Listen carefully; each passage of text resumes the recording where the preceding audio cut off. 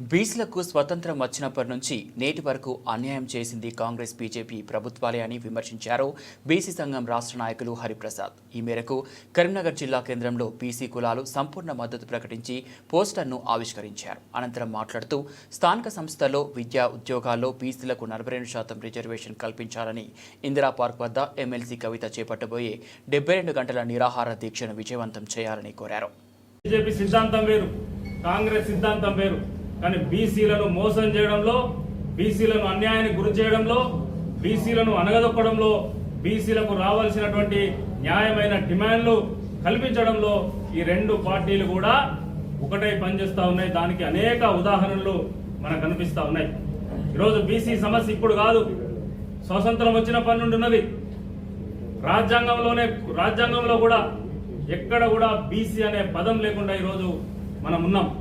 మరి ఆ రోజు నుంచి ఈ రోజు కూడా బడుగు బలహీన వర్గాలందరూ కూడా ఇటు ఉద్యోగ పరంగా, ఇటు విద్యాపరంగా, రాజకీయ పరంగా అన్యాయానికి గురవుతున్నటువంటి సందర్భం అనేక సందర్భంలో భారతదేశ వ్యాప్తంగా కూడా బీసీలందరూ కూడా లేవనెత్తుతున్నటువంటి సందర్భం మనం చూసినాం.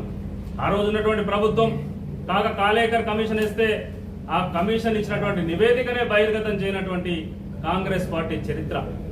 మరి దాని తర్వాత వచ్చినటువంటి మొరార్జీ దేశాయ్ ప్రభుత్వం మండల్ కమిషన్ ఇస్తే మండల్ కమిషన్ బీసీలు దేశంలో తీవ్రమైన అన్యాయానికి గురవుతున్నారు, బీసీలు రాజకీయంగా ఎదగలేకపోతున్నారు, విద్యాపరంగా ఉద్యోగాల పరంగా బీసీలంతా కూడా అన్యాయానికి గురవుతున్నారు.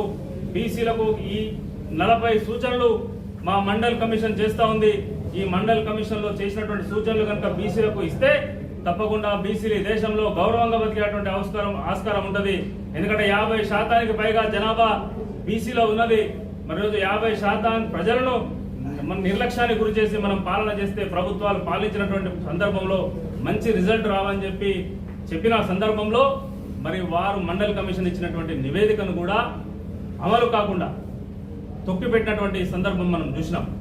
మరి ఆ రోజు పెద్ద ఎత్తున భారతదేశ వ్యాప్తంగా కర్పూరి ఠాకూర్ లాంటి మహనీయులు, అదేవిధంగా చాలా మంది పెద్దలు మండల్ కమిషన్ నివేదికను అమలు చేయండి అని చెప్పి పెద్ద ఎత్తున ఉద్యమం తీసుకొస్తే, ఇదే భారతీయ జనతా పార్టీ మండల్ ఉద్యమానికి వ్యతిరేకంగా కమండల్ ఉద్యమాన్ని తీసుకొచ్చి బీసీ ఉద్యమాన్ని అణచినటువంటి చరిత్ర ఈ భారతీయ జనతా పార్టీకి ఉన్నది.